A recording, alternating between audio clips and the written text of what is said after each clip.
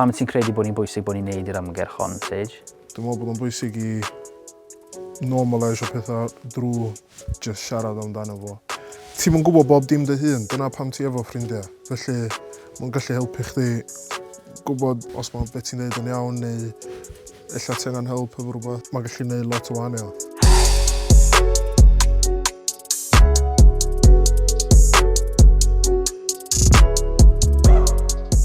Sage, diolch am y sgwrs. Felly tynnu lan yn Gwynedd. Beth oedd hwnna fel? Mae'n lle eitha distaw, oer, glawiog. Ie. Ond dwi'n meddwl oedd un peth wahanol symud i rwla lle pawb yn siarad iaith gwahanol. Oedd y diwylliant yn wahanol hefyd. So. Achos nes i dod o Essex yn greiddiol yn y fe. Nes i nes i symud draw i Gwynedd pan y ti'n ifanc. Yn union. So nes ti ymdopi dy'r newidiadau yna? I cychwyn, oedd bob dim just yn gormod. O'n i'n teimlo'n overwhelmed, ond so ni'n methu disgrifio fe fel yn 7 oed, ond o'n i'n overwhelmed. Oedd na just lot yn mynd ymlaen, a dwi'n meddwl oedd teulu fi gyd yn teimlo fel la. Nath o cymryd bach amser i fi, I guess, integreitio efo'r iaith, efo'r pobl, efo sut mae pethau'n gweithio i fyny hwnna. So. Mae ti Eisteddon a Sage Todz hefyd. Ydyn nhw pobl gwahanol? Dwi'n meddwl mae enw Sage Todz yn nid o'n haws i wybod pwy ydw i a i ddeud hefyd. Allai dychmygu bod yna teimlo bach yn freeing i gael rhyw fath o allu i ddangos dy emotion ti mewn rhyw fath? Os mae rhywun yn stranger i fi, dwi'n mam deud pethau deep amdan bywyd fi a gadael nhw wybod bob dim, ond dwi'n gallu neud hynna drwy'r music yn unrhyw ffordd dwi angen.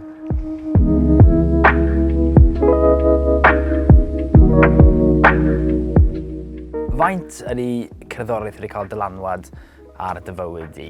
Swn i'n deud na bywyd sydd wedi cael dylanwad ar cerddoriaeth fi, dim cerddoriaeth ar bywyd fi. Dwi'n meddwl profiadau fi a pethau dwi wedi mynd drwy a bywyd fi sydd wedyn yn dewis be dwi'n sgwennu cerddoriaeth amdan. Mae'n bwysig i gael rhyw fath o outlet, be bynnag ydi o.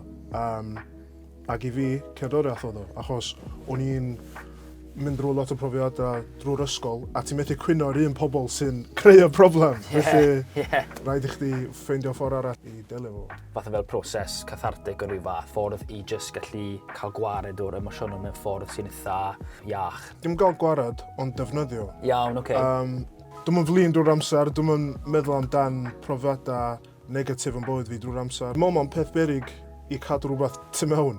A dwi'n moch beth yw'r teimlad. Rhaid i chdi unai siarad amdano fo, sgwennu amdano fo, rhaid i chdi wneud rhywbeth efo fo neu fel pobl. Mae'n dod allan mewn ffordd ti ddim yn controlio. Dyn nhw'n ifanc yn y wedi, mae rhaid i nhw cael rhyw fath o bwrpas a rhywbeth i anelu at. A hefyd modelau rôl, pethau fel yna. Dwi'n cytuno efo pwrpas. Pwrpas sy'n dewis, sy'n gwneud dewision i chdi, just iawn. Wel, i fi anyway, dyna pam dwi yn Caerdydd, achos dwi'n dilyn pwrpas i. Ti'n siarad weithiau yn y fiwsig am pethau fel gwrywdod neu masculinity a hunaniaeth hefyd. Beth mae gwrywdod neu masculinity yn edrych fel? Yn bersonol, dwi'n teimlo fel edrych ar ôl teulu a ffrindiau fi, bod yn dyn sy'n gwneud beth dwi'n deud, ac bod just yn consistent presence yn bywyd o pobl dwi'n cario. Pam ti'n credu bod ni'n bwysig bod ni'n neud i'r ymgyrch hon, Sage? Dwi'n meddwl bod o'n bwysig i normaleisio pethau drwy just siarad amdano fo. Os mae hynna'n bod yn vulnerable drwy'r music neu gael chat bach, dwi'n meddwl mae'n gallu neud lot o wahaniaeth. Dwi'n tueddu bod rownd pobl sy'n meddwl yn debyg i fi. So, da ni'n mynd gorfod galw i'n gilydd allan yn y ffordd yna lot. Ond dim jyst ffrindiau, os mae rhywun yn deud rhywbeth ti'n meddwl sy'n hollol anghywir, open a conversation o. Os mae'n rhywbeth beryg, ti angen deud mwy, ond definite. Ti'm yn gwybod bob dim dy hun, dyna pam ti efo ffrindiau. Felly, mae'n gallu helpu chdi gwybod, os mae beth ti'n neud yn iawn, neu ella ti angen help efo rhywbeth. A weithiau gall ti dod â rhywbeth i dy ffrind, ti'n meddwl, dyw hwn ddim yn problem, a ti'n dangos ei dy ffrind i, a mae fel, ango mi, yna'n tyma bach yn... Yn union, gwahanol perspektif. Ie, yna fe. Scene blocked, Renfrey running round, we flocked. Sage, beth am ni siarad tyn bach am dy gan newydd, gone scene blocked? Beth yw'r stori yn hwnna, os gwelwch yn dda? Stori hwnna di just sôn amdan perthnasa dyddio yma, a sut maen nhw'n gallu bod yn eitha, teimlo eitha shallow, o ran gone, fatha gone from your life, scene. Lot o pobl yn gael ei adael ar scene. Fe fel y blue tick ar Instagram, neu WhatsApp, yna fath o beth. Double blues neu Double a blocked, ti'n gallu blocio rhywun yn hawdd. Dyna stori fo rili, fatha edrych ar perthynas a illa dio heb mynd yn dda, ond mae yna ffordd iach o siarad amdano fo.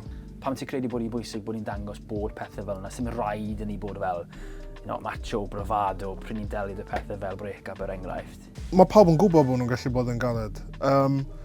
Ffordd fi o di just dangos gwir fi drwy caneuon, a wedyn os mae pobl yn gallu perthnasu, dwi'n gwerthfawrogi hynna. Dwi'n meddwl un o'r ffyrdd gorau di just bod yn consistent a mae amser yn gallu delio fo lot. Y gwir ydy, mae fyny'r unigol. Tria beth ti angen trio a gweld beth sy'n orau i chdi. Fel millennial edrych ar rhywun sy'n Gen Z, weithiau dwi'n meddwl, mae Gen Z, maen nhw wedi sortio fe allan, maen nhw'n gallu bod yn agored, maen nhw'n gallu siarad am emosiynau. Ti'n credu bod hwnna'n wir, neu mae dal y sialens o siarad i bobl ifanc, neu i ddynion ifanc yn y categori Gen Z hefyd? Di gael lot o gwybodaeth, di ddim yn meddwl bod chdi'n gwybod sut i defnyddio fo.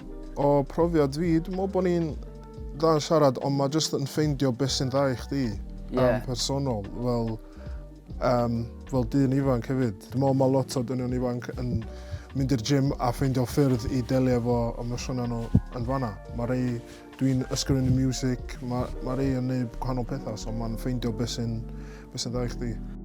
Iawn i siarad, cymorth iawn, popeth yn iawn.